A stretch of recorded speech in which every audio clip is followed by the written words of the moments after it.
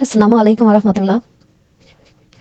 আজকে মঙ্গলবার, আমাদের শিলুকুপা বাজার বাজার থেকে আমার বরকে আনতে বলেছিলাম টক বড়ই পেটে খাওয়ার জন্য দুনিয়ার পাতা দিয়ে। দেখুন বন্ধুরা, নিয়ে আসছে মিষ্টি বড়ই। এটা কি পেটে খাওয়া যায়? দুনিয়ার পাতা ঠিকই আকাটি আনছে। তারপরে গাজর আনতে বলেছিলাম, 1 কেজি গাজর আনছে। গাজরগুলো বেশ ভালোই। শসা আনতে বলেছিলাম, 1 কেজি শসা আনছে।